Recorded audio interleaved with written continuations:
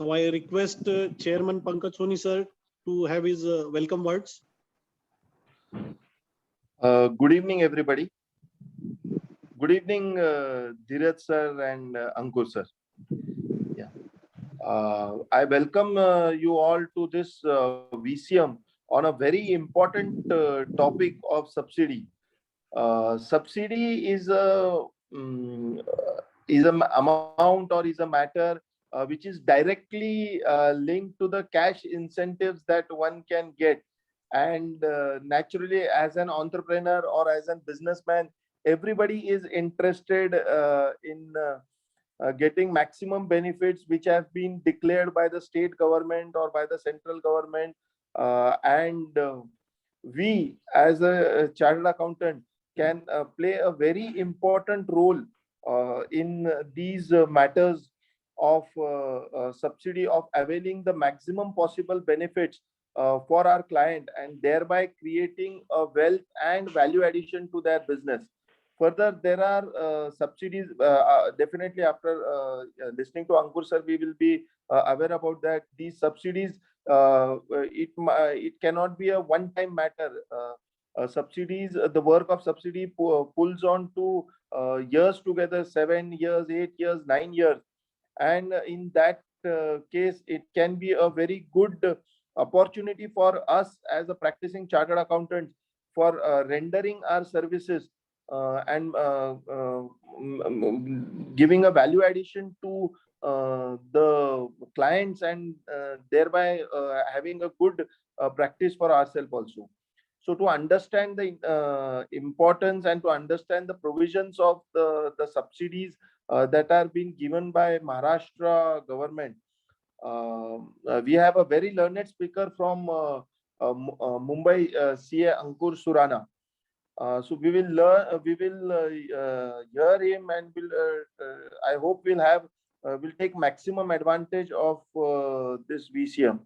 And of course, before that, we have our dynamic CCM, CA Dheeraj Khandelwal sir, to give his opening remarks. So over to you, Praveen. Thank you, Pankaj.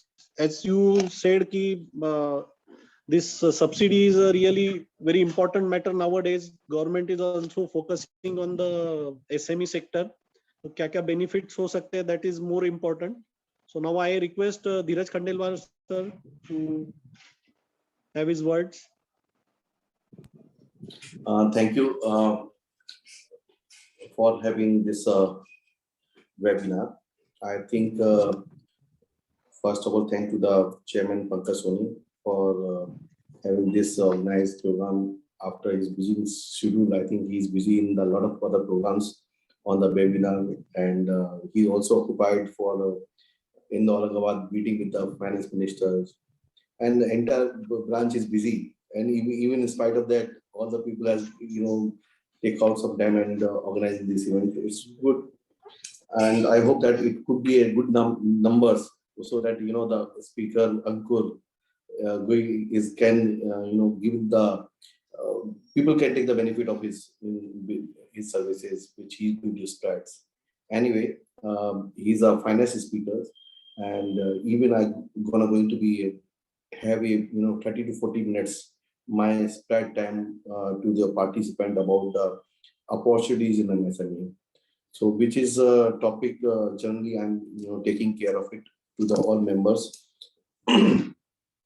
This Aurangabad branch is very near and connected to me as always, and I know a lot of people from this branch. For instance, last my 16 years, I've been elected to 2006 in the regional, then 6 to 9, 9 to 10, 9 to 12, 12 to 15, and in the center also. So 15 years completed, 16 years completed with this Aurangabad, and connected with a lot of people, at least a lot of other people are there. But here I've seen that mostly people are doing the traditional practice of the area. But some of the, I cannot say that 100%, it's maybe 80%, because the Aurangabad is enterprising. People are doing multiple kind of work. Even they are attached with the startup, they are attached with the theme of any business. and doing other businesses. So I thought let's connect to the other people, what is the opportunities are there in the MSME when we are talking about the various subsidy scheme, various talking about the other area of the working. Let's come to know about the framework of the complete MSME. What is MSME and how it is, coming to the role of our chartered accountant? What is going to impact to us? How the opportunity is going to be there in the futures? When I saying that when we chartered accountant preparing ourselves or maybe for our client about the CMI data of their projects, I feel when we are preparing project report, the feasibility report about the economic condition of the project, then I've always felt that why we are not preparing for ourselves for the opportunities in MSME. And I feel this is another area of starting the practice in MSME. And what is the reason? I always said that this is a highway kind of opportunities for the each and every member. I'll give you my presentation in 30 to 40 minutes. I'm not going to touch upon the Ankush area, which is the subsidies of the MSME, but I'll give you the four more main points which are needed to understand. And I'm not an expert in the MSME, but I will certainly highlight why it is important and why it is needed and why we should do it. And I'll share it to you the screen. There is a interesting facts which we need to understand. What are the facts are there?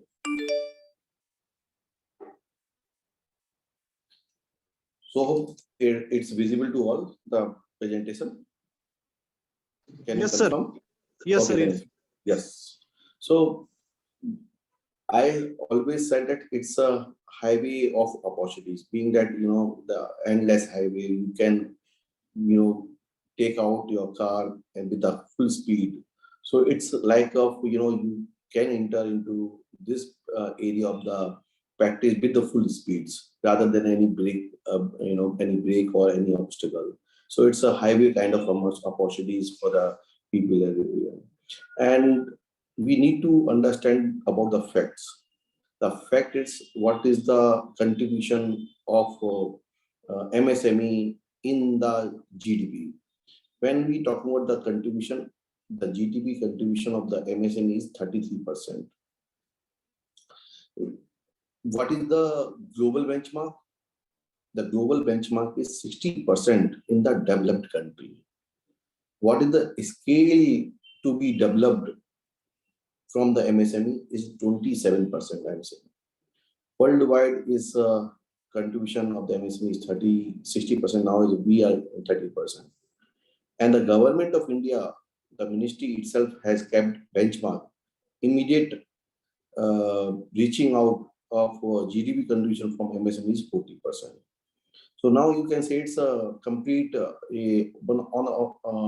without any obstacle is the opportunities to reach out to the GDP contribution from the MSME is 27%, 32, 60.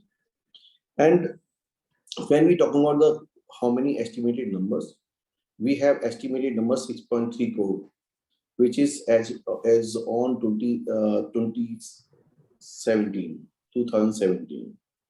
And we have that published data. And out of that, we are talking about people are 60% rural and 40% in the urban area, 45% industrial production and 30% service sector. And even the contribution from the service sector from the GDP is 50%. And we have to define a good role in making India. And after having a making India concept, and there's a number of definitions being revised. This MSME started in journey in 2005. That is enacted with the SME. So that's a SME bill came, and in 2006 they added micro into it. So it's now micro, small and medium enterprises rather than small medium enterprises. Now micro, small and medium enterprises. And when I'm talking about numbers, now we have to understand these numbers also as well as if we talk about a 6.3 crore unit as on 2017, what will be the number as of now? My personal estimates. I'm not saying that's a proven data, but my estimate is it must be around 10 crore. Why it is so? Because it's a 2017 and we are sitting in 2000, uh, 21, and the scope of this MSME has increased by 1st of April 2020. Then it can say it's maybe around 10. एक minute हा काय झालं की माझं अगं हा माझा एक सेमिनार होता मला याची लिंकच सापडत नव्हती तर मी Pankaji, can शेवटी you message mute टाकला. all people, please? So when I'm talking about the 10 crore unit, so how many units are in the micro? It's a 95% in the micro, 4% in the small, and 1% in the medium. See the percentage. You can guess it. What is the I'm talking about? What I'm talking about is the opportunities. Now 95% in the micro, they're going to reach, and they has to be have good performance and good profit and reach to the small. And rather than small, they reach to the medium.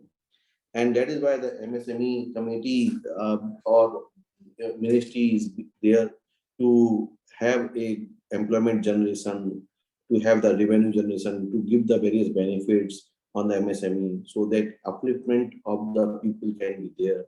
And once the macro, small, medium will increase their size, and then they can compete with the industries and corporate.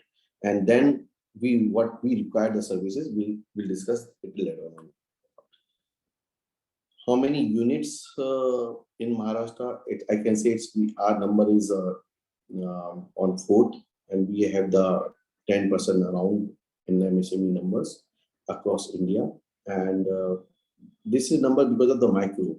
UP, West Bengal, Tamil Nadu, these states are, because of micro units, are much more there in that states. Otherwise, we can say it's Maharashtra is the number 1 in the MSME, which is there. Gujarat, which is stand for 5%, and Gujarat at the number 8 position is there. Schemes are very much there. We have the employment generation program skills, credit support schemes, Khadi KVIC scheme, technology application scheme, marketing promotion skills, where we are making a lot of reimbursement of expenditures on the marketing. We are doing the entrepreneurs skill development program, infrastructure program. So these are the schemes are there to promote the MSME. And the purpose, of course, is basically mainly for the employment generation, technological upgradation, fees reimbursement, subsidy enrichment. So these are the benefits are there. Legal framework I already explained to you. That's in 2006. It's a MSME Act scheme, and then since then is facilitating the promotion of the development of the small medium enterprises. Silent features, of course, it's a there's a national board, then advisory committees there, and promotion development of enhancement of measures are there. So these are the rules being enacted with the state governments. And 1st July 2020, the MSME reclassification will be done, where the medium enterprises, where the investment is up to 50 crore and turnover is 250 crore rupees, they can qualify as a medium and MSME. In the micro and small, there is also increment of the investment up to 1 crore rupees or turnover 5 crore rupees. For a small investment, 10 crore rupees, turnover to 50 crore rupees. So that's why I said that, after increasing this MSME classification, and we can be rather than 6.3 crore unit, we can say it's a 10 crore units. And after 1st July 2021, there another revised MSME qualification and classification. That is that they included wholesaler and retailer. If we talk about wholesaler and retailer, how many numbers are there in wholesale retailers? They also added. When we talking about the MSMEs, a 10 crore unit or establishment, how many will be in the wholesale retailer? Must be around 2 times, I feel so. And I checked with the various wholesaler and retailer. That's is there. They are saying that wholesale retailers are must be around 20 crore across India. When we talk about the 20 crore establishment and 10 crore establishment in the industry side, so how many units established? 30 crore establishment is there in the MSME. And how many chartered accountants are serving to the profession? I must say, in the practice, actively, I can say actively 1,20,000 as a practicing chartered accountant firm. 1,20,000. And how many we need to serve to 30 crore? See the opportunity. I'm saying it again and again. Reason being that because 1,20,000 chartered accountant need to serve to 30 crore establishment. When I'm talking about the 20 crore people, those who came the ambit of MSME, what is the role or benefit? I feel is just one or two benefits. Benefits for a manufacturing services enterprises is different because they consume electricity, they produce the goods, they look forward GST, they need to have a land. That's why they have to apply for the MSME and different industry zone. So for them and for wholesale retailer, the requirement is different. We need to understand what are the benefits are there. So I'll just say that every people has, those are MSME should register under the Uddam registration Aadhaar and can get the benefits. I'll brief you what the benefits of individually for the wholesale retail as well as industries. First, I will say collateral free credit. So in the collateral free credit, which is come under the CGT MSE Credit Guarantee Fund Trust for MSME enterprises, which provide collateral free advance credit up to 2 crore rupees for the LU institutions. So that is the another benefit which can be taken by the MSME. And when another is the benefit is a protection against delay in the payment. And when I'm taking this, so they have to do the Uddam Aadhaar registration. And if the payment of MSME to the any corporate which is supplying to the any goods to the corporate, if the payment got delayed, they can file a complaint. And what is the stipulated time? It's depend upon the bills. If the invoice is for 30 days, then it's the 30 days. Invoice is for 15 days period, then it's going to be after 15 days. If nothing is mentioned, that in that case, 45 days of the acceptance of the bill will be a deemed acceptance. So you have to return the payment within 45 days. If not, the MSME unit, whether it's a wholesaler, retailer, or whether it's an industry, anyone, I'm saying anyone can apply over here and get the benefit. And when I'm saying this protection against delayed payment, reason being it because there's no other option at all. 138 case is taking a long time. You can't, depend on the 138. It's a litigation again. It's part of it. And civil suit, if you file the civil suit, it will be taking another 5-10 years. And this is the only mechanism that where the MSME is protected of their payment. Here, I would say that I have been experienced. The decree is awarded within a year. There are certain procedures are there. You have to register yourself, complain. Then it's appeal procedure is there. After the appeal, it's like then you go to the arbitration. So till arbitration, who going to provide services? We consultant, we chartered accountant, we which are involved into the Udyam Sahayata Kendra as well as the protection of the delay in the payment. And see how many numbers we already now define 30 crore establishment going to there for taking of this benefit. As of now, for Udyam Aadhaar registration also, out of 20 crore unit, hardly people are started working because they are wholesaler, retailers, shopkeeper, they are not aware of it. How to file it, how to take the registration, and which area we need to classify it ourselves. And they need a guidance from CA firms. Any one person of the CA firm can start guidance on it. And when it is registered, then they require two people. For wholesaler benefits is what the MSME is, only two. One is the loan which they are going to require for their business at the prime lending rate, which is they are eligible. And second, protection against the delay payment. And I feel both is important for each and every businesses. And tying up the fund as well as the once the fund got stuck, making all the payment. I would say that in the official, when I'm visiting most of the branches, I found hardly we are charging the fees for 500 rupees for the for any kind of registration, or maybe in the compliance part. When we are doing compliance part, returns and all 2,000, 5,000, whatever. Once we work for the clearing out the payment, definitely he will pay you more because money got stuck and they're getting back. So it's important. And here I would like to say that when the Insolvency Act came, our members got take the advantage of form number 3, where they filed on behalf of corporator to the company, and the company started making the payment. Here also the same thing.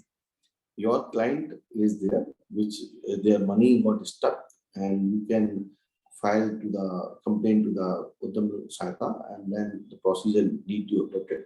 So this area is biggest importance of be chartered accountant, and which can play uplifting of the program in the MSME.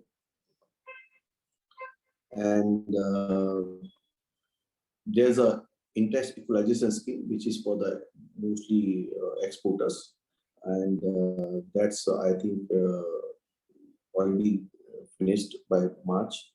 And interest subvention scheme is also there, 2% interest getting back, which is got extended to June, then September, till September is still there. So that is there. Third important aspect is NSIC. So NSIC is, which need to understand what is the NSIC.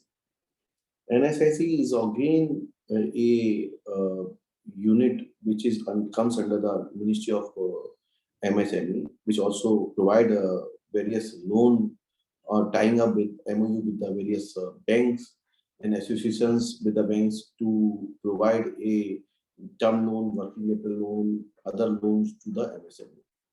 Even NSIC also extend their credit facilities to the various MSME, and their limits are 5 crore rupees on raw material finance.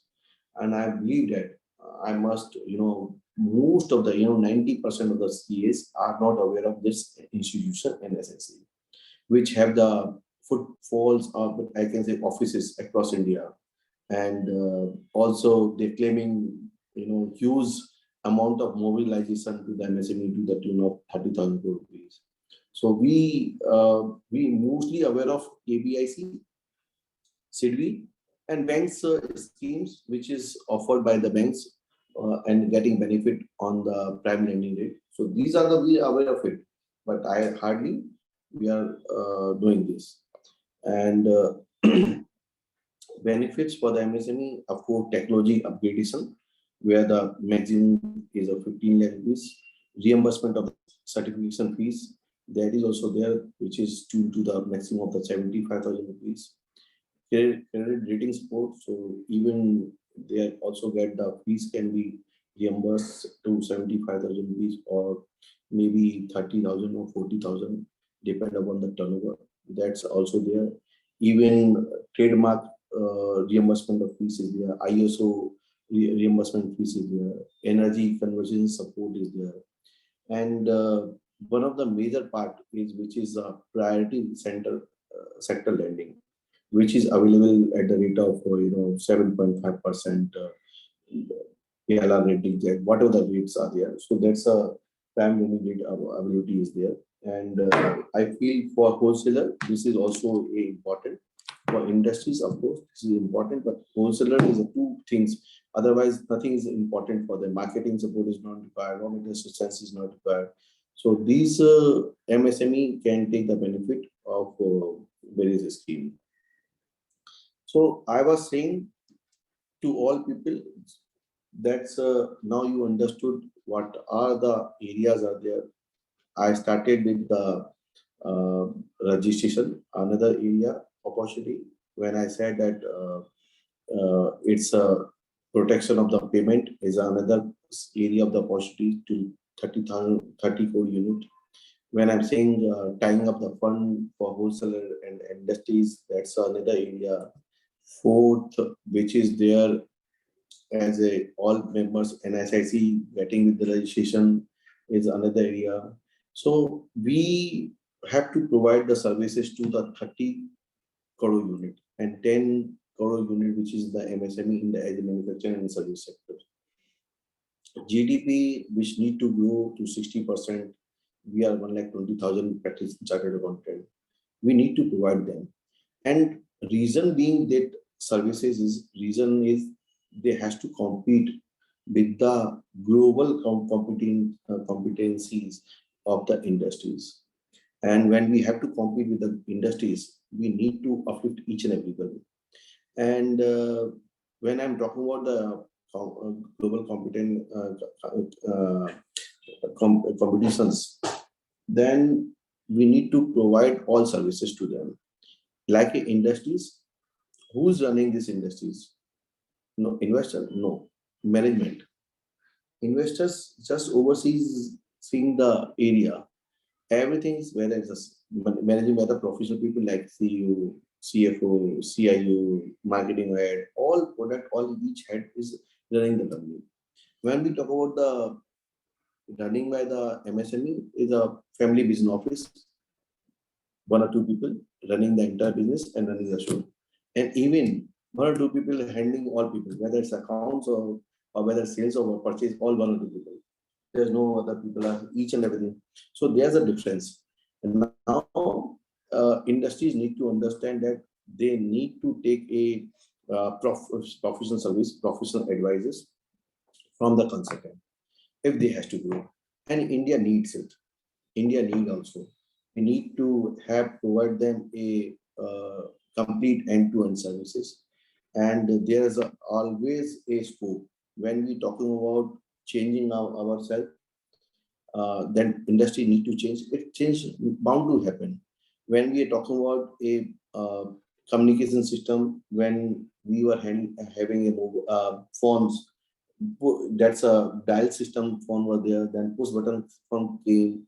Then we were having the pager. Then after we were having mobile phone, Nokia big mobile phone. Now it's a smartphone is there. So time is changing. From last 20 years, complete changes environment is there. And we can say it's the time is changing. We need to change. We have seen the Kodak. Kodak was a huge brand value, recall value. People will say that nothing going to happen with the Kodak. Now it's obsolete. He not change us themselves. He not came into the digital area. Then he's finished it. He's just in printing of the photos.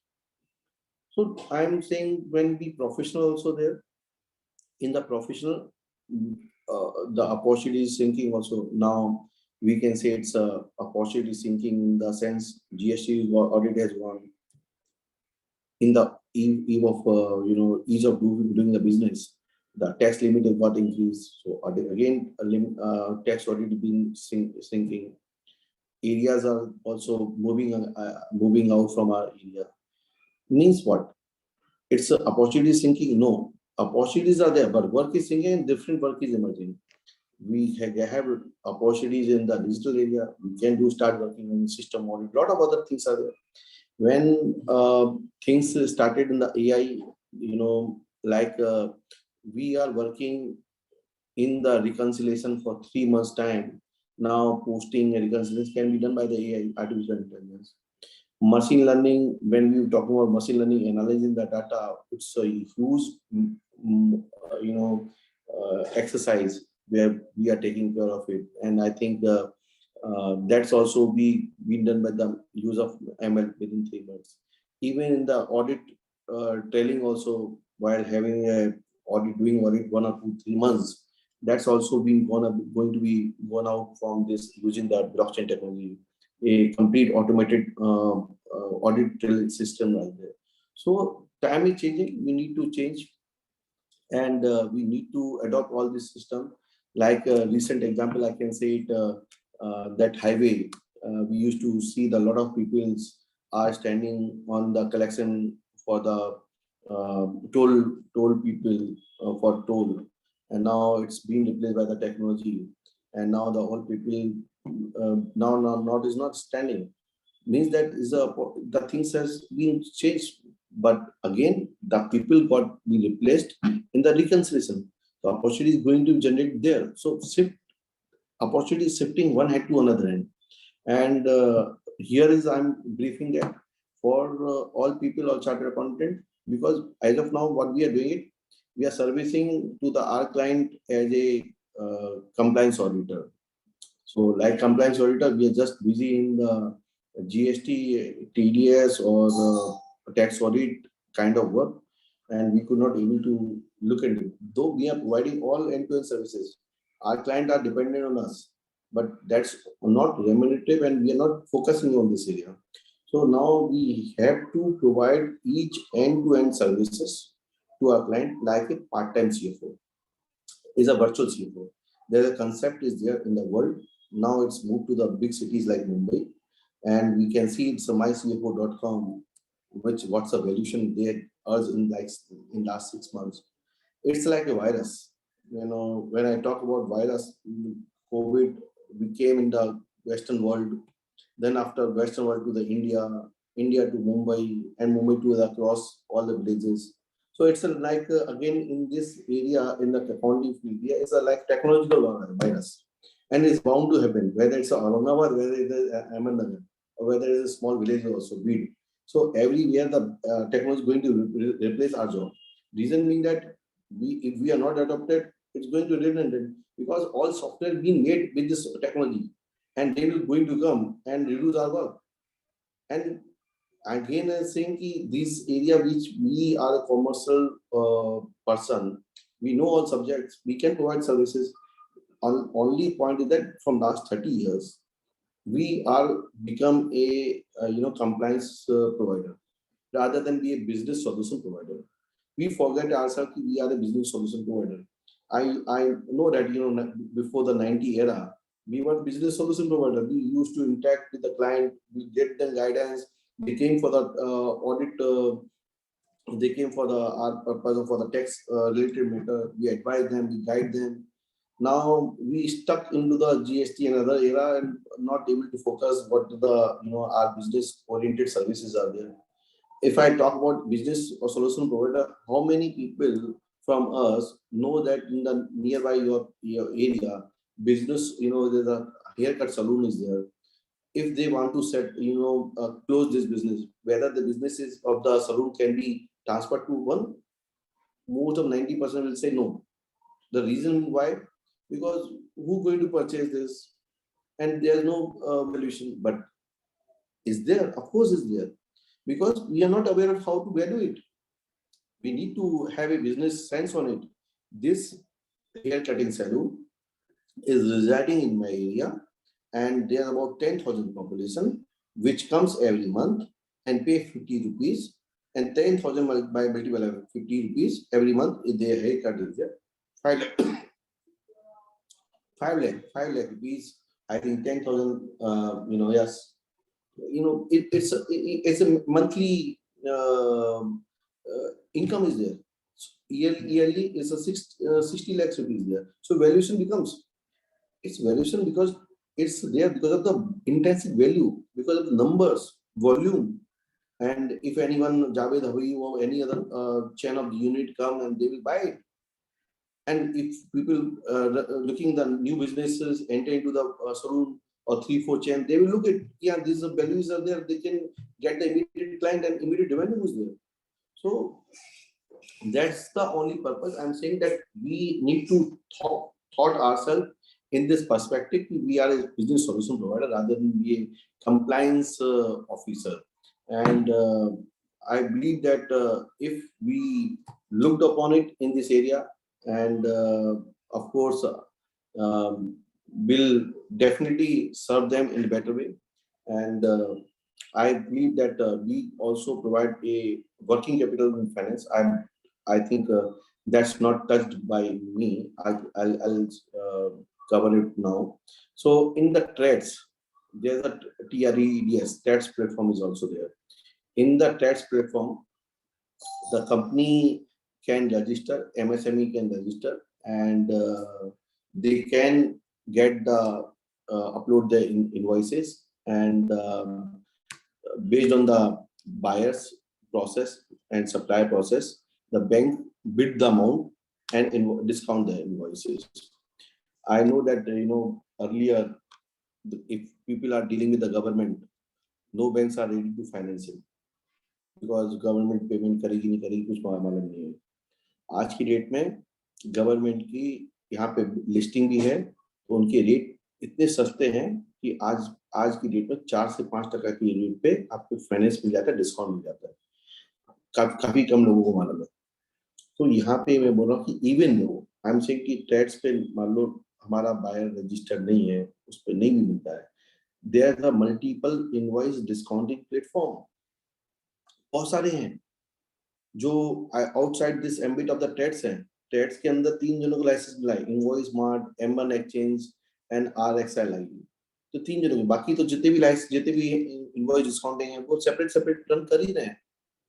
And here is a bidding process of the bank. There's a bidding process by the investor, NBFCs, and they are financing it at the rate of maybe around 14 to 16%. And it's a great, without any collateral, without anything, your amount is being funded. Even if for the exporter also get the benefit of the invoice discounting. Not over here. There's a separate platform. Number of platforms are there. Number of banks of the US, UK are there, which is discounting the invoice at the rate of 5 to 7% without collateral. Even the NP account is there, they'll get it, because everything is dependent on the buyer, and the people take the trade credit insurance on that. So this, what we needed, we need to have entire end-to-end detail, and that's why we started the certificate course in this area. And our certificate course, 4th batch is going to launch from tomorrow, and 3rd batch is 2 batches completed, 3rd batch is still continuing, 4th batch going to start tomorrow. So these are the benefits are there in the MSME. One of the beautiful fact which I'm going to cover here is MSME listing. Most of the people knows it. The platform launched in 2012 with BSE NSE. 210 company got registered.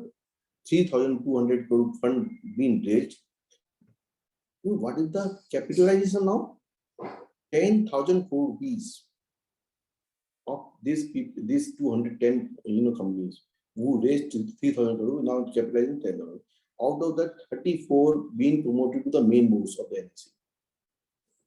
And who's providing these services? Chartered accountant. Not the Aurangabad breed or something. Maybe Mumbai, Delhi people. Reason being that we don't aware of it. We don't work in this area.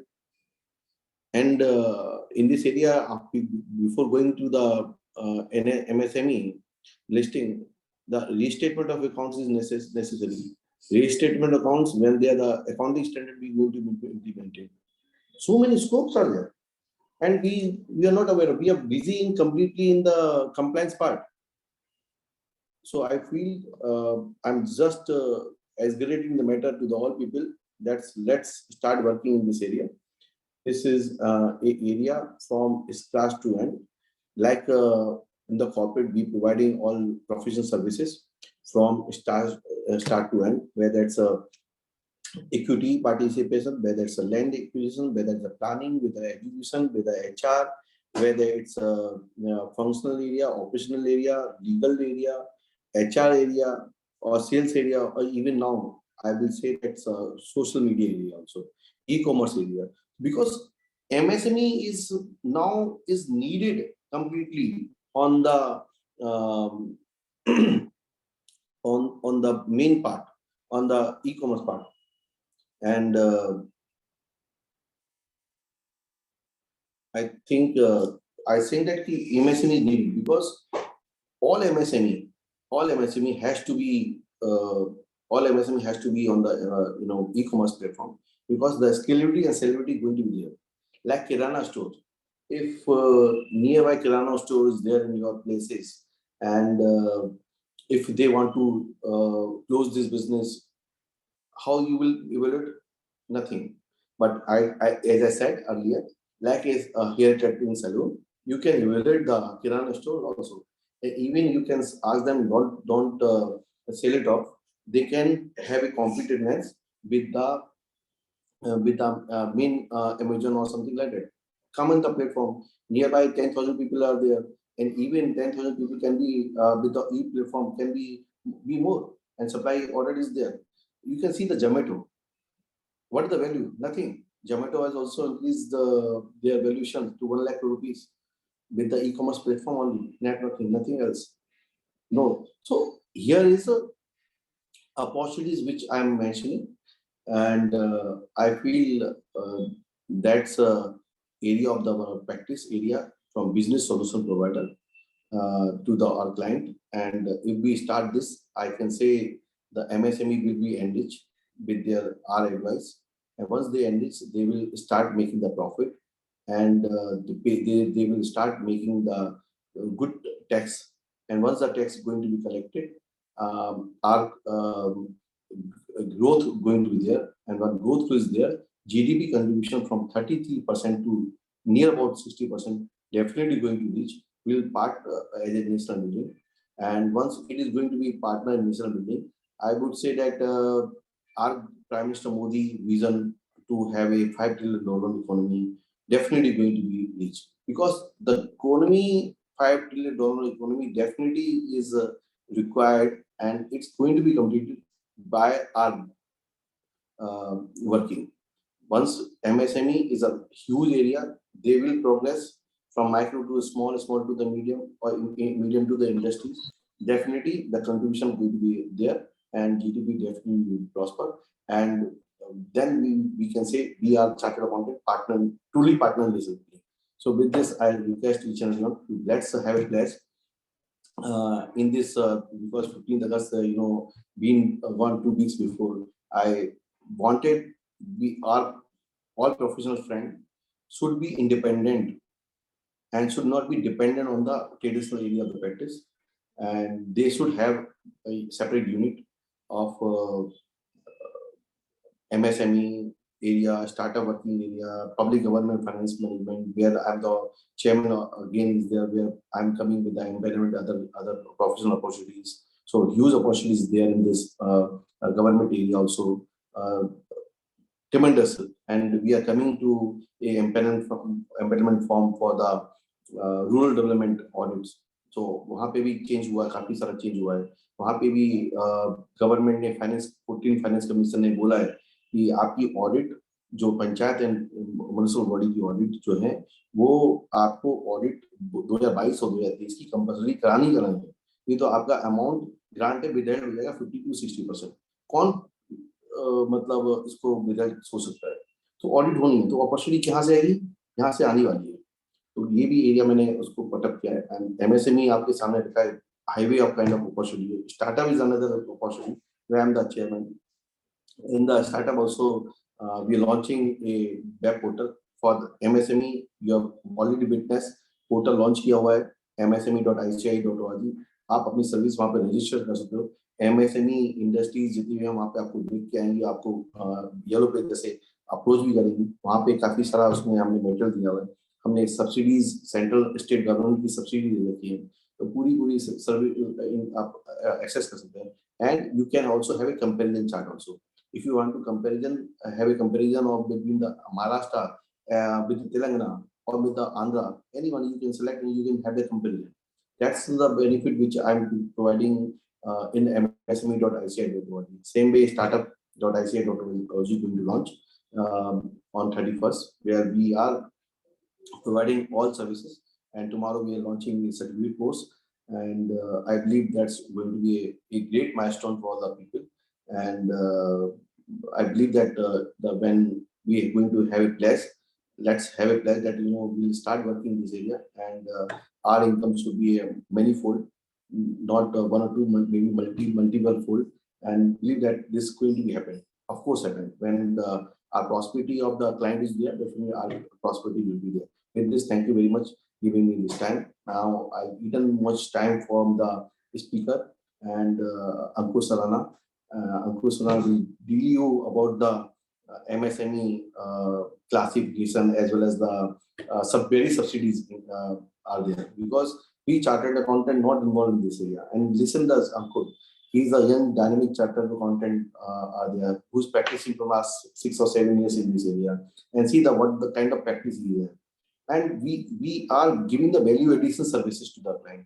We are not doing any compliance job. The client always pays when we provide a value addition service, when the either investment being done by us or investment being taken to the company. So two way, आपको money से पहले related काम होगा तो client हमेशा पैसा देगा and उसको worth मिलेगी. So let's work in this area, and let's now hear out from the Ankur what the various subsidy schemes in the Maharashtra. And I feel all the people will guide to the client कि कहाँ पे investment करना है, किधर land लेनी है, किधर subsidy है, कहाँ पे ज्यादा काम मिलेगा, कैसे उसकी सब्सिडी को हम कैसे गवर्नमेंट से निकाल सकते हैं. सो ये सब हम लोग काम करेंगे तो हमारा बेनिफिट, क्लाइंट का भी बेनिफिट, हमारा बेनिफिट दोनों होगा. With this, thank you very much to the organisers giving me this opportunity.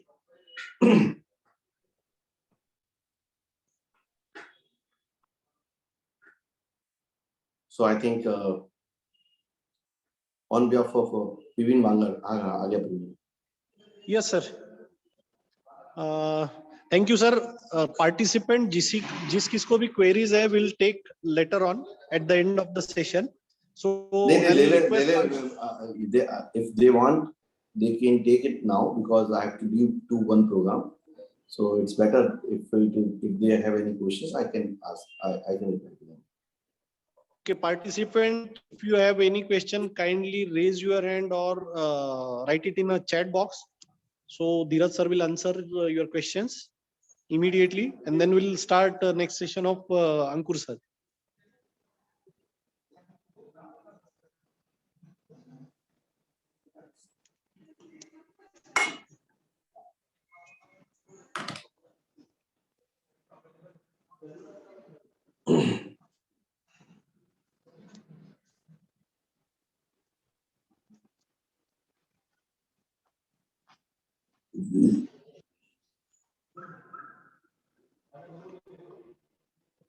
I think there's no query. I think Ankur sir will start your session, and जो भी question रहते हैं at the end we'll discuss. So over to you, Ankur sir.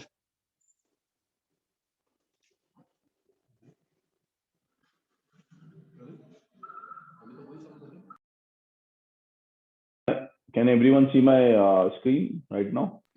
Yes, sir. Yeah. It is visible. Yes. So thank you so much, Dheeraj ji. Thank you so much, Praveen ji, and thank you so much, Pawan ji, for allowing me to deliver a speech and seminar regarding the subject, which is Maharashtra and MP government subsidy schemes.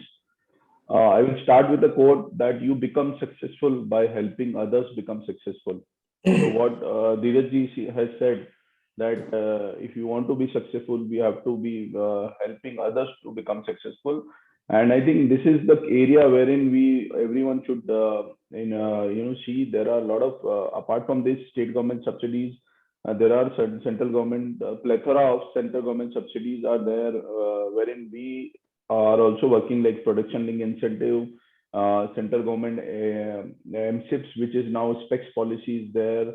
There are a lot of agriculture related subsidy, NAMAD subsidies, Kisan Sampada Yojana is there. A lot of things are there coming out from government side, wherein being from a client side, we can support them to avail these funding, which is interest-free funding for a client, and which will help them to expand faster.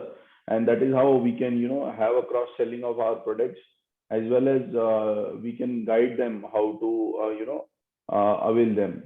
So let me start with the topic. The topic is state government subsidy of Maharashtra government and MP government. I will be covering with the central government as well, only the related to electronic policy.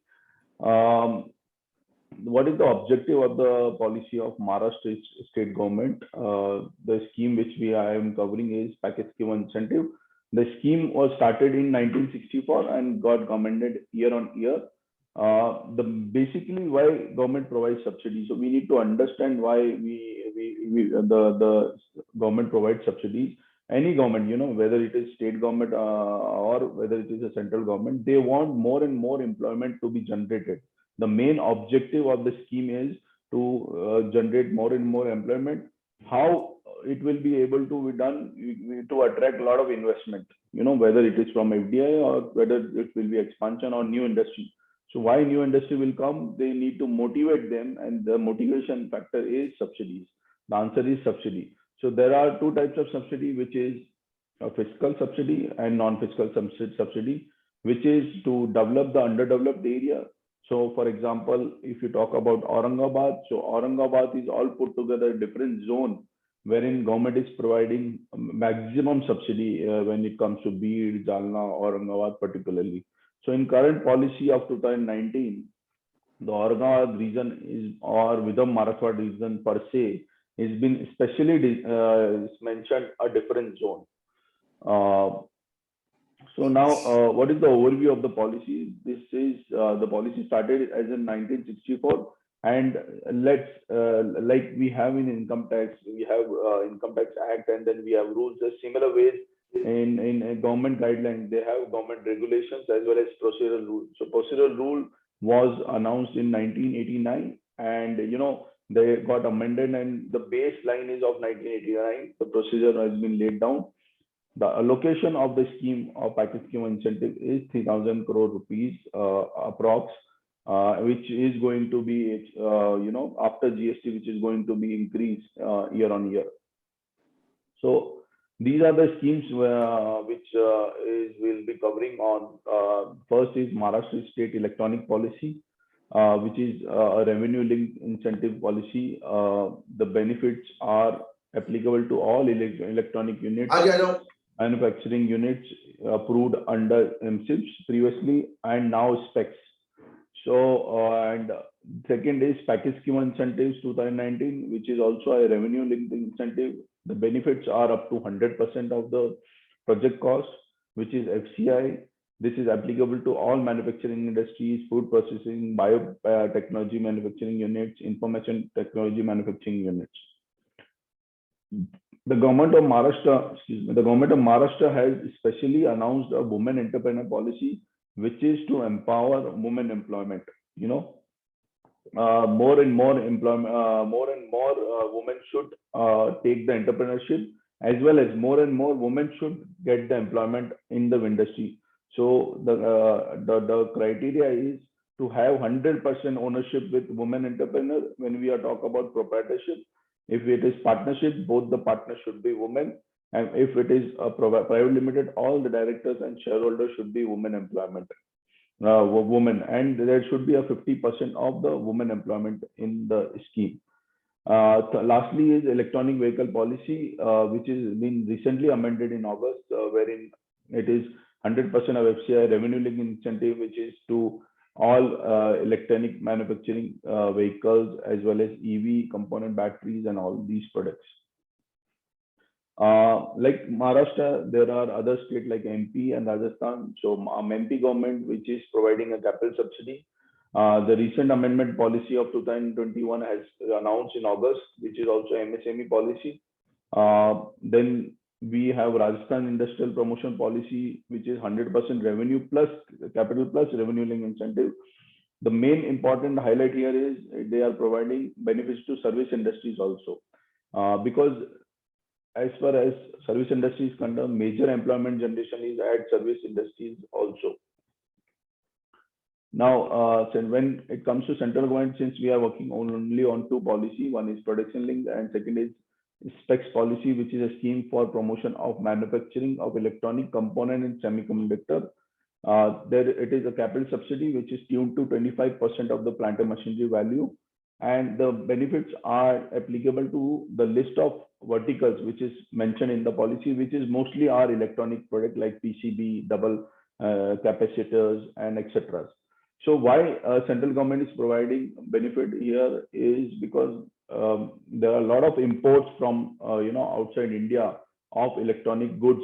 So they want us to become Atmanirbhar, as our Honorable Prime Minister has many times said that we want to become Atmanirbhar. So they want to promote manufacturing of these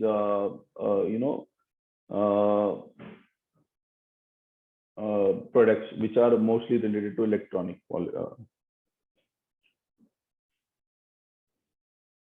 Now, when we talk about fixed capital investment, what is fixed capital investment when it comes to Maharashtra state government incentive policy? So basically, fixed capital investment means your land, your building, your pre-operative expenses, your cost of development, your plant and machinery, your research and development expenditure, technical know-how. In short, whatever you capitalize in your balance sheet, which is related to production, it will get incentive for which will be applicable for incentive given by Maharashtra state government. So what are the major fiscal and non-fiscal incentives? So major fiscal incentives so it is a reimbursement of SGST payable when it comes to MSME. When we are on special RSI side, it is on net SGST basis. And when we are large scale, then it is on gross 50% payable basis. So I'll be giving an example in the next slide how the benefits, we calculate what are the benefits we can, get encashment from which head.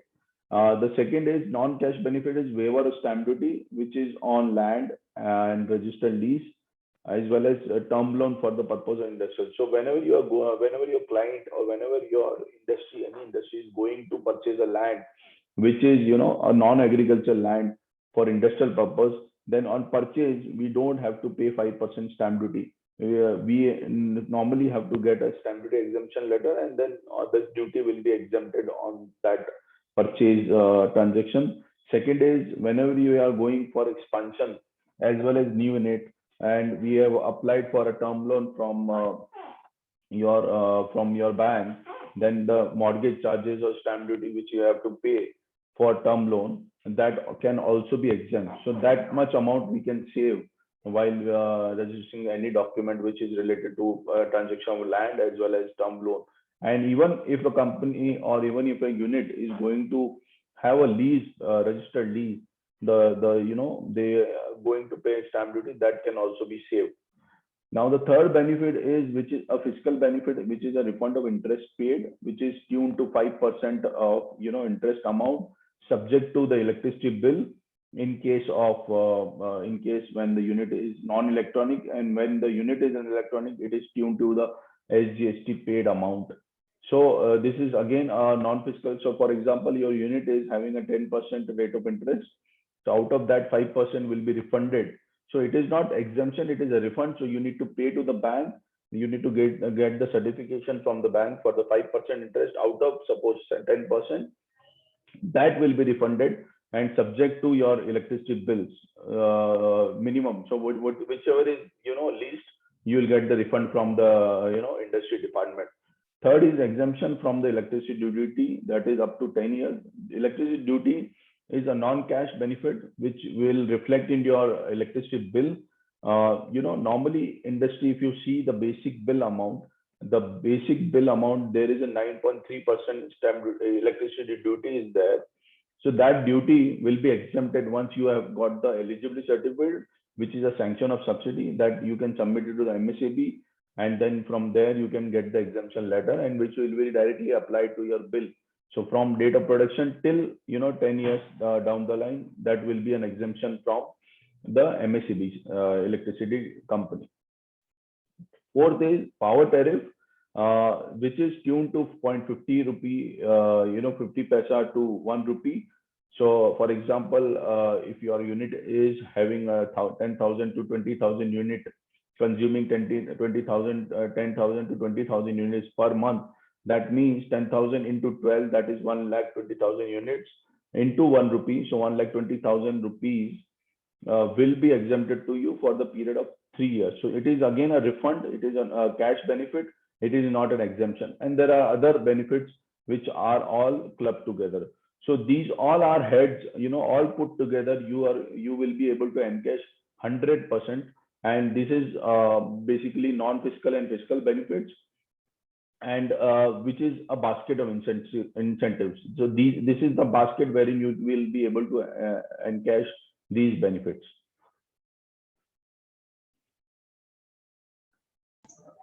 So what now I'll be covering what is the eligibility period, what is the operating period, what is the investment period.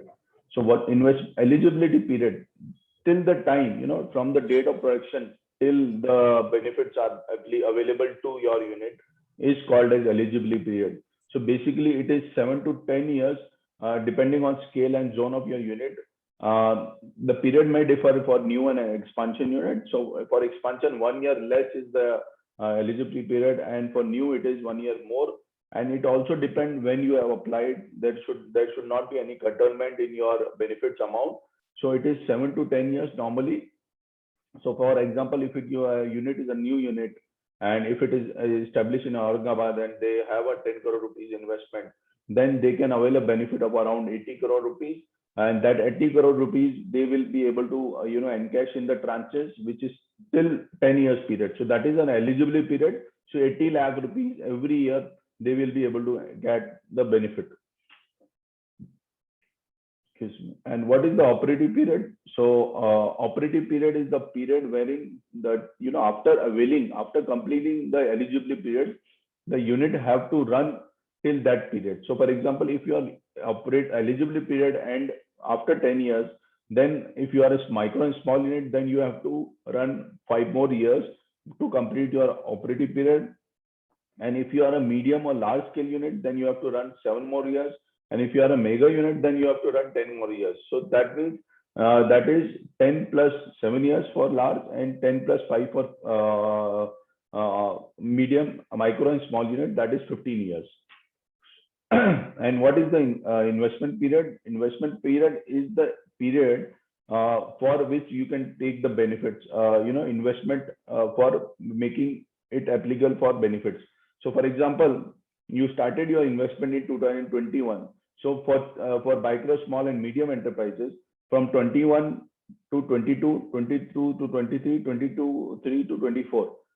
From 21 to 24, these 3 years, financial years, you can take as an investment period. On that, you can try and get the benefits from the department. And for large, it is 4 years. And for mega unit, it is 5 years. Just a second.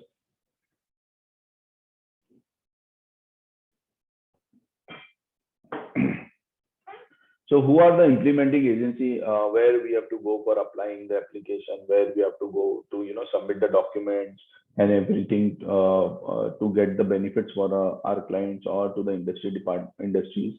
For small scale manufacturing units, we need to go to the district industry center. Every district in Maharashtra having a DIC, district industry center.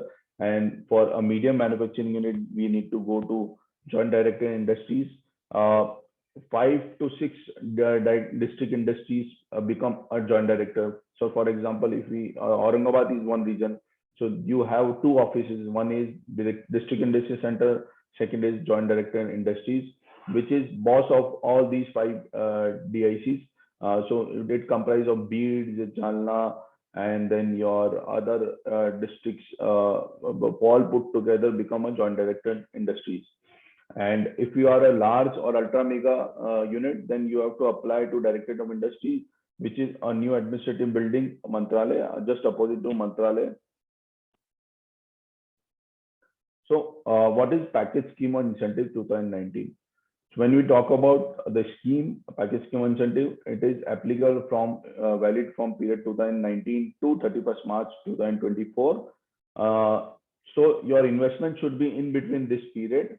The applicable sector, which is defined in industries list, which is the first schedule of Industrial Act 1951.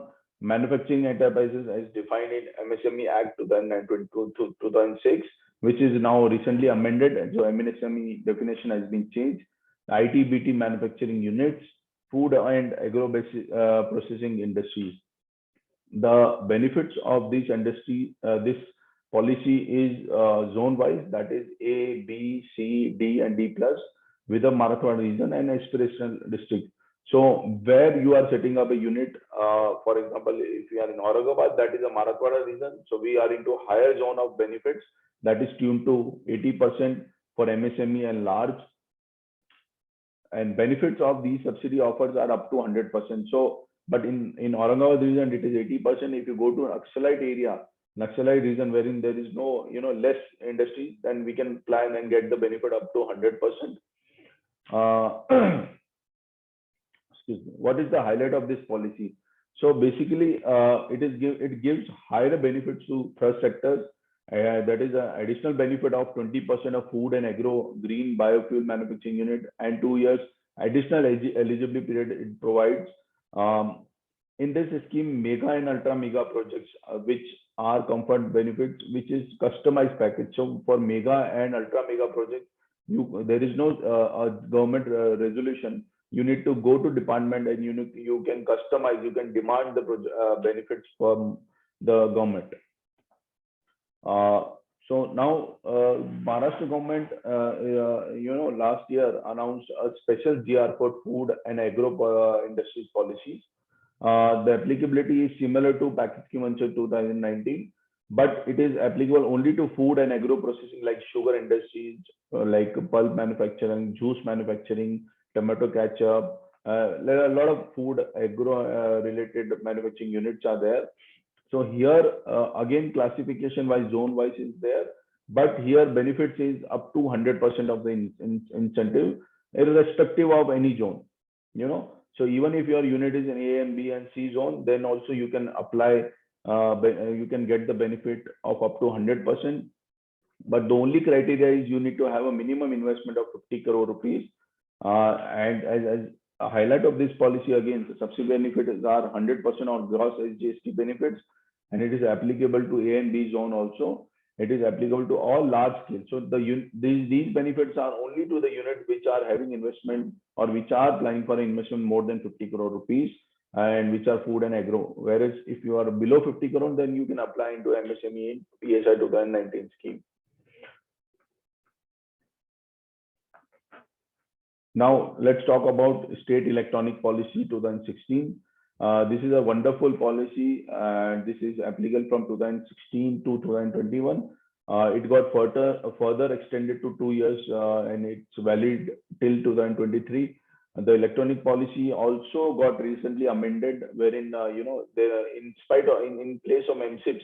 Now MSIPS policy of central government is closed. Now they have announced a special policy, scheme of promotion manufacturing of electronic component semiconductor policy, which is a specs policy.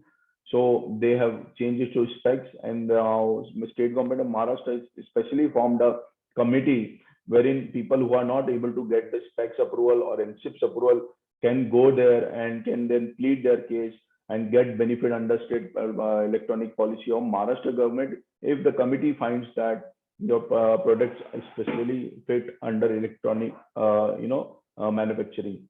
So there is a very thin line of electric and IT industry. Most of the products which are electronic are like PCBs, capacitors, and many other products, which is a raw material of electronic model, can also fit into electronic policy. the benefits are 100% all Maharashtra. You know, even if you are in A zone, B zone, or even anywhere in Maharashtra, the 100% benefit is given to fixed capital investment, whatever you make the investment. And the best part is there is no operative period for this policy. So straight away, there is only eligibility period, that is up to 10 years. You get the benefits, and then there is no obligation to run your unit. Also, in this policy, apart from SGST and other benefits which I mentioned previously for cash benefits, they are giving a property tax benefits for 10 years, which is again, you know, exemption for making non-payment of property tax of your industrial unit.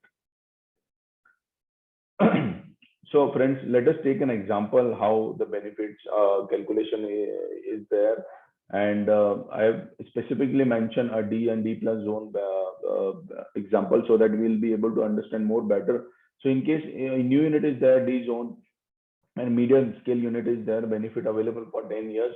And let's say 40 crore rupees is there for manufacturing unit. And in D plus 50% is there for the benefits. But in Aurangabad region, it is 80% of the benefits. So 50% is 20 crores in 10 years, it will be there. And yearly cap will be 2 crores every year. So 20 divided by 10, 2 crores is the maximum limit you will be able to encash. Now, how we can encash is, you know, these are the below 5 points wherein non-cash plus cash benefit all put together, maximum 50% will be able to encash. And for Aurangabad, it is 80% since it's a specially designed zone is there. So 40 for 80 is 32 crores, your benefit divided by 10 years. So around 3.2 crores every year you will be able to encash. So these are the you know, basket of incentives. One is MSME, which is 100% gross SGST payable. Then interest subsidy, which is, I have already explained, 5% per annum. And then 100% stamp duty, which is 100 on term loan and acquiring of land. Then electricity duty exemption, which is for 10 years. Then we have power tariff for 5 years in Vidarbha Marathwada region, and 0.50 for 50 paisa per unit for 5 years in other zones. Now let us talk about a special subsidy scheme for women entrepreneurs. ऊपर क्या है?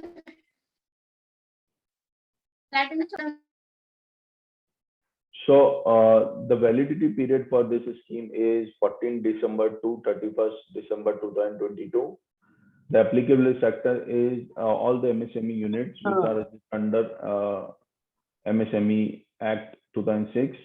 The eligibility units as per the package scheme incentive, which is I have already mentioned, which is under Industrial Act, which are food processing and which are a manufacturing unit. As I said, the condition for women entrepreneur here is all the directors, shareholders, in case of partnership form, partners, and in case of proprietor, the proprietor should be women. And the applicant, whoever applying, should appoint at least 50% of the women, women in their industries. The benefit subsidy for this scheme is, you know, if you are in A or B zone, then your unit can get benefit of C zone, which is a 40%. If your unit is in C and D zone, then your unit can get benefit up to 60%, which is benefit of D zone. Or let's say example of Aurangabad, if your unit is in D zone, then you can get the benefit of non-Naxalite, or Naxalite area affected region, which is 100%. The best part of this policy is it provides capital subsidy as well as revenue linked subsidy. So capital subsidy is tuned to 25%, maximum 50 lakh rupees, which is over the period of 5 years, as well as revenue linked subsidy. And it also provides the double power tariff unit, double power for, let's say, normally we have 1 rupee per unit for power tariff. In women policy, it is 2 rupees per unit for Vidarbha Marathwada region. Basically double the power power tariff subsidy at double rate as compared to normal PSI. Now let's discuss about the EV policy 2018, which is also validity period from 2018 to 2023. The applicable sector is the manufacturing of EV electric vehicle, obviously, and the unit which are also manufacturing component which can be used in manufacturing of EV electric vehicle, which is EV component, EV battery, EV charging, EV battery component, EV charging station equipment. So these all, if you are manufacturing, if your client is manufacturing all these products, then we can apply into electric vehicle policy. The classification is on the similar line, which is of A, B, or A, B, C, D, and D plus area, and now industry area and aspirational area. Now, when we talk about electric vehicle and the benefits for MSME and large will get the benefit which are possible for units in D Taluka. This is a recent amendment wherein benefits to a electric vehicle will be similar to D and D plus zone. So irrespective of the zone, irrespective of the area wherein you invest in Maharashtra. So even if you are, client is investing in A or B zone, so A zone, for example, is Mumbai or Pune, then also we can get the benefit of D plus zone. And for mega also, criteria is reduced here.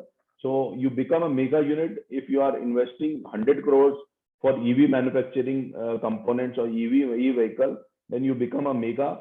From investment point of view, if you have a 250 plus employment generation in that industry, then you become a mega from employment generation point of view. So what are the stages of sanction of the subsidy? First, we need to apply under package scheme incentive. So normally the application should move before start of production. And then we need to comply with the documentation list, which is tuned to 30 to 32 documents, which includes self-certifications, which also includes a lot of certification for chartered accountant, banks, architects, chartered engineers. And then we also need to produce a lot of licenses like pollution certificate, Udyam registration in case of MSME, IEM in case of large and mega, environmental clearance certificate. All these documents all put together will become a one file, and then we need to submit it to the department to get the certification or you get the eligibility certificate. After obtaining the eligibility certificate, since the benefits are not one time, we need to apply every time for the claim. So while filing the claim, we need to submit the GST audit report, GST challenge wherein we have paid the GST, GST monthly returns, and then there are certain annexures as per the guidelines given by the government. We need to file the claims. After submitting the claim, we get the claim approval, and then once we get the claim approval, normally it takes 4 to 5 months to get the funds in your bank account, in the industry's bank account. So we need to again file for illegal disbursement, in which account we need to have the funds. Along with there are certain receipts and undertakings which we need to provide to the government. And the most important part is follow-up reports. Many times people make a mistake that you get the subsidy and then they forgot to submit the follow-up reports, which is also called as compliance report, wherein we need to keep on showing to the department that we are the unit is running and then unit is generating the employment. So it comprises of electricity bill, your audit report, your financial statement, your GST payment or GST documents. After completing the eligibility period, so there is a specific format of follow-up report which we should suggest a client to submit on timely basis. Otherwise, there will be certain penalties, or whenever you are if you are selling the unit, or if you are merging, or if you are taking out the unit, or if you are winding up the unit, then these all penalties and these all charges will arise, and that is why we should regularly submit the follow-up reports.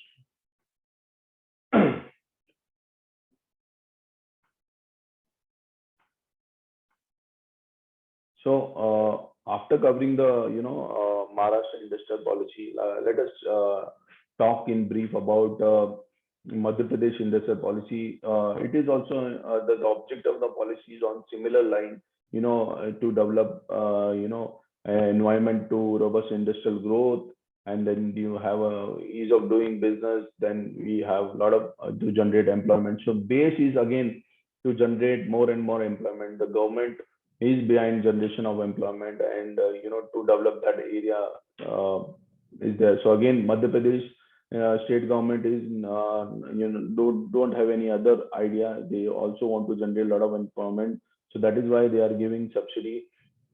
So what are the policies they are having? They are having MSME policy of 2019.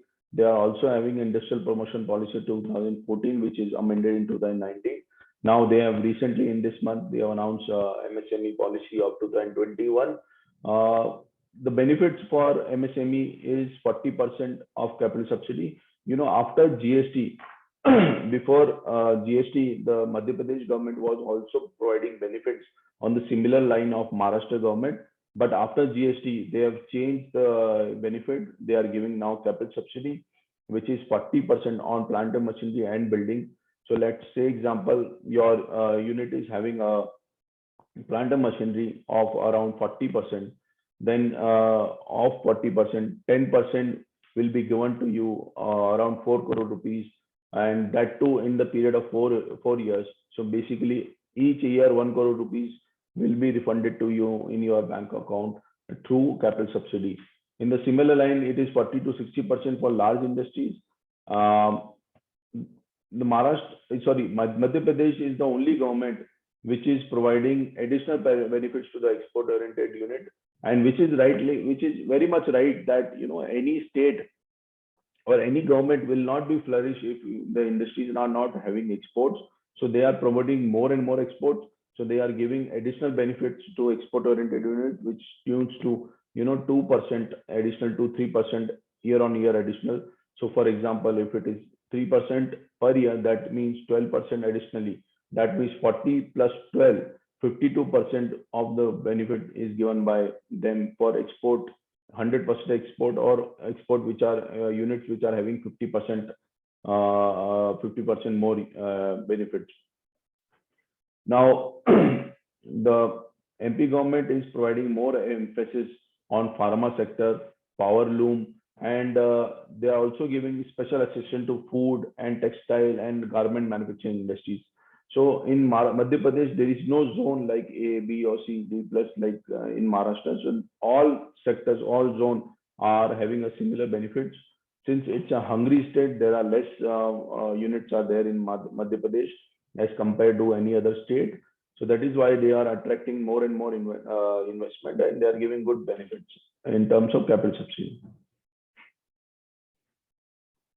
Again, they have a similar implementing agencies, which is DIC. Now their name is TIC, basically Trade and Industry Center. And for large, it is state level committee. And for mega is a cabinet committee approval, which is CCIP. So more or less same functioning like Maharashtra government. I'll just take a break of 1 minute.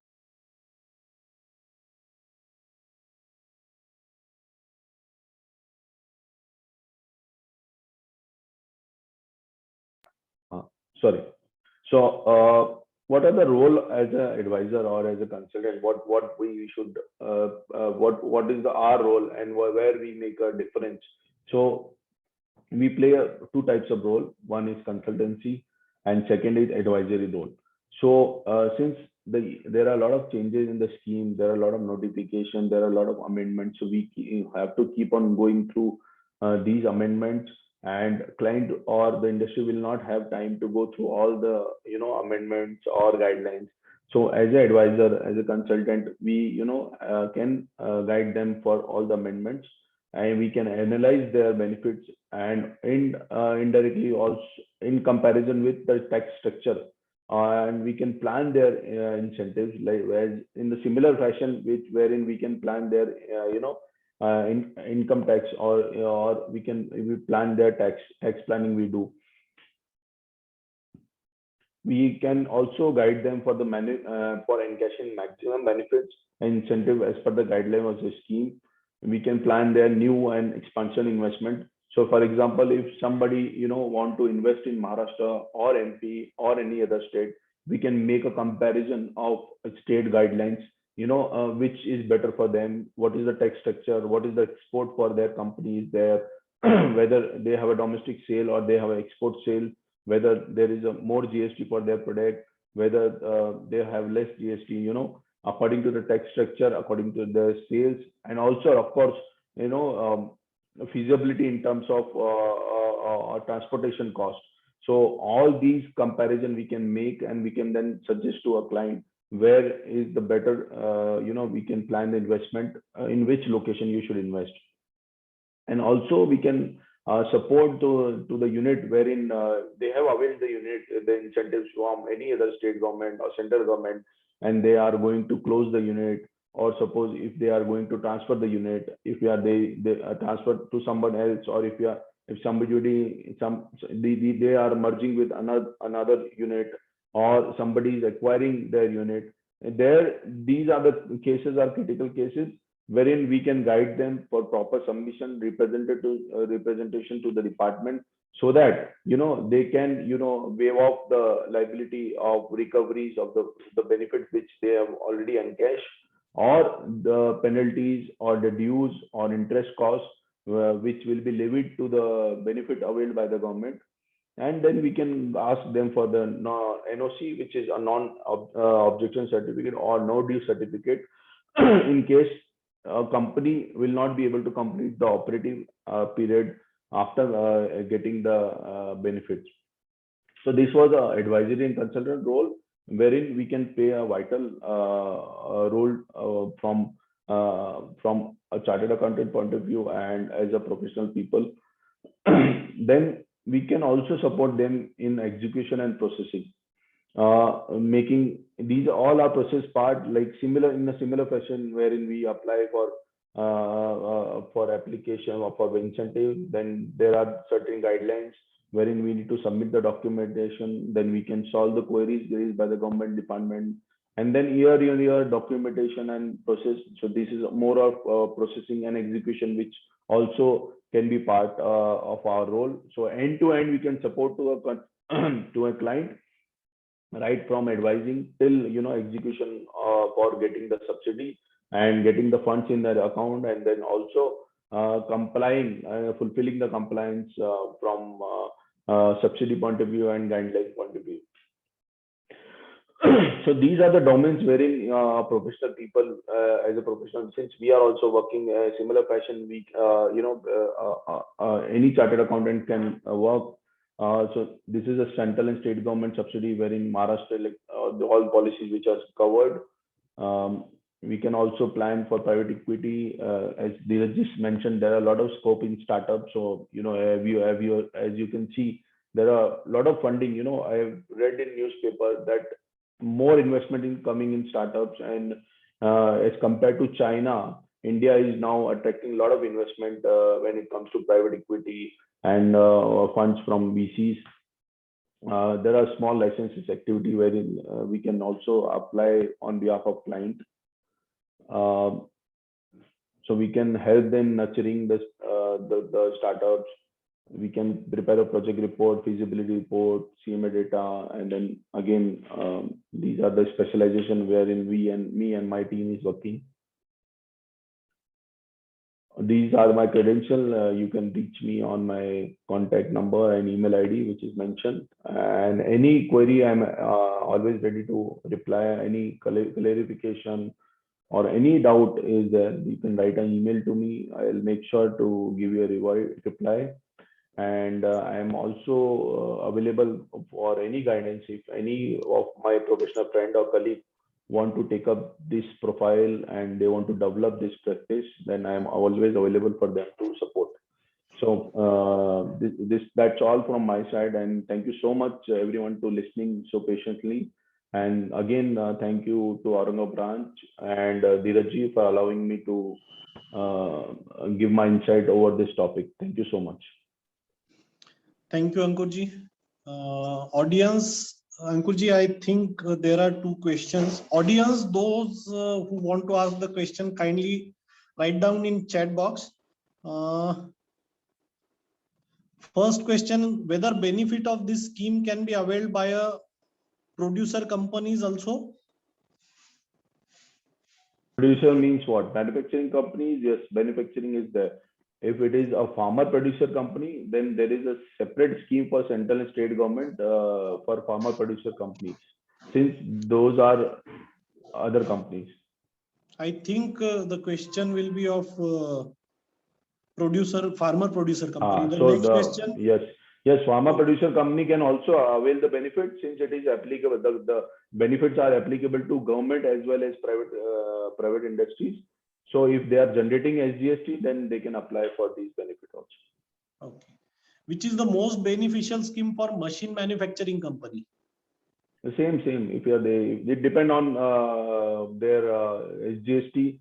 It depends whether they are selling within Maharashtra or if they selling out of Maharashtra. And then or rather you should ask a question that where to set up the unit if you are a manufacturing of machine. So if you are manufacturing machine and you are having a major sales in Maharashtra, then you should go and invest in Aurangabad. Since we are on behalf of Aurangabad zone, we are doing. Yes. Is there any subsidy available for service industries? Not in Maharashtra and MP. It is available in Rajasthan. Also, I would like to clarify one thing. See, I'm not from Mumbai. I am from Nasik. I think there was in flyer, it was mistakenly mentioned Mumbai. I work across Maharashtra though. We are also working in Aurangabad. We are working all over Maharashtra. So I just wanted to clarify that I am based out of central office in Nasik. So I am residing in Nasik and I am talking from Nasik only. Okay. On the PSI, as I understand, there is no capital subsidy? In PSI for women policy, under women policy, there is a capital subsidy. Okay. Now GST audit is not applicable. Submission of GST audit report is required or not? See, GST audit is not applicable, but quarterly returns on monthly return is required to submit. And GST audit is also required to submit, but now the government is of the view that since now assessment is not required for GST, I think there is no assessment order or something like that. So the balance claim, which government normally make sure that they don't pay, they pay only 85% and balance 50% or 10% in case of large 90% they pay. That will be that given after assessment. So they have designed a form wherein you get certified from the GST department. On that basis, they can give you the balance claim. So it is again required. GST audit is required to submit even if you are submitting the GST returns. Okay. So I think all the questions we have covered. So anyone, I think Praveen. Hello. Yes, sir. Yeah, Praveenji, anyone who can, want to unmute and ask oral questions, then also I think we should welcome them if they are not. Praveenji, can I ask one question? Ishanji, unmute kijiye. We are not able to hear you. Can you hear me now? Yeah. Yeah, so Ankurji, very nice presentation, very well explained. Thank you so much. I mean, if you can get a copy of your presentation, that would be really helpful. 100%. If you go to WIRC website, I have already delivered 2 times. So it is available. Even though it is not available, then I will share with the Aurangabad branch, Mr. Pankajji, Yes, and these people. Yes. And Great. Apart from presentation, I can share all the documentation links, wherein formats are available on the website. That also is always welcome. I can share.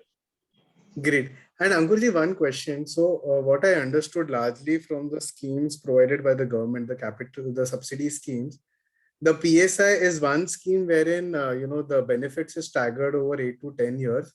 And the benefit is basically the government will reimburse the GST payable, the stamp duty, etc. Whereas the second set of benefits is towards capital subsidy, which is largely towards electronic manufacturing. Am I correct? For center, that is given by central government, not the state Achha, government of okay. Maharashtra. So Maharashtra government has smartly planned these incentives that you first you produce, you pay to us, and then you get the refund. So it is more like a performance link incentive. It is not a one-time benefit wherein it was previous. It is now performance. So more if you perform better, better means you have to increase your sales year on year to get the encashment of this subsidy. So it is more of a merit basis incentive what we talk about. So capital subsidy is there when you apply from movement in movement policy, and if you are electronic manufacturing, then you can apply to a central government policy, which is a specs policy. Understood. Got it.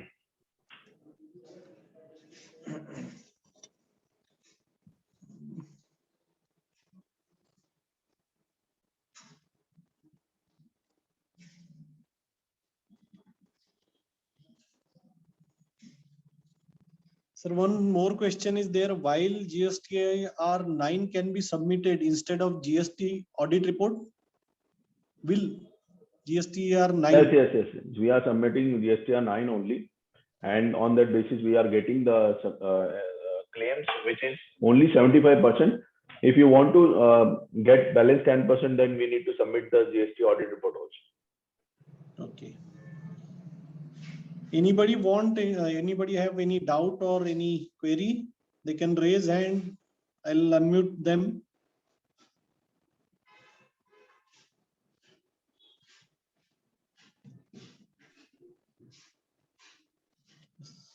I think, sir, all the questions, all the queries we have solved. Ankur sir, thanks a lot. I would like to thank Dheeraj Khandelwal sir and Ankut Surana sir on behalf of Aurangabad branch of WIRC of ICAI, that you have come and very well and crisp presentation you have given. This is the very hot topic, as already I have mentioned. Central government is focusing, even state government is focusing on MSME sector day by day, and there are huge subsidies, but even we chartered accountant, we don't know the detail ki kya subsidies available in which sectors. So you have given a very crisp knowledge ki this sector is having this much subsidies. So this will be definitely beneficial for all our members.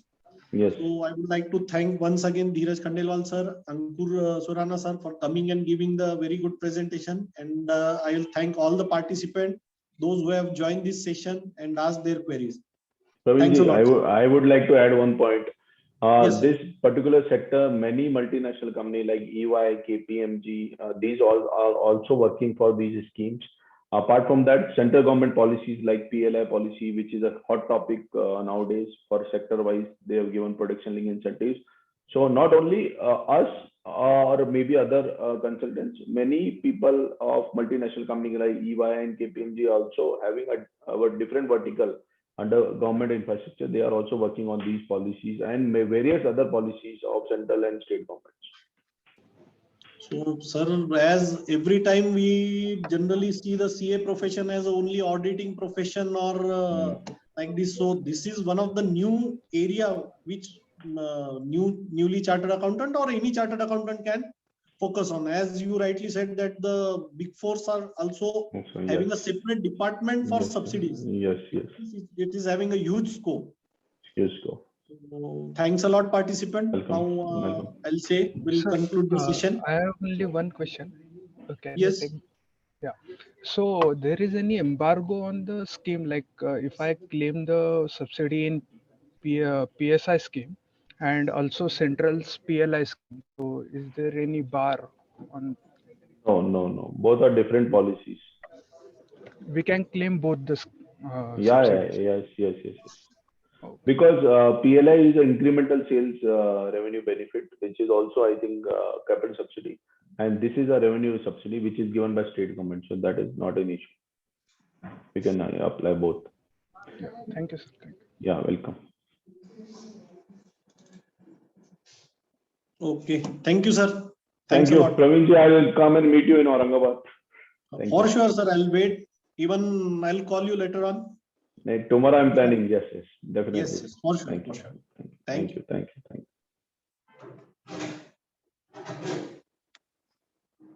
you.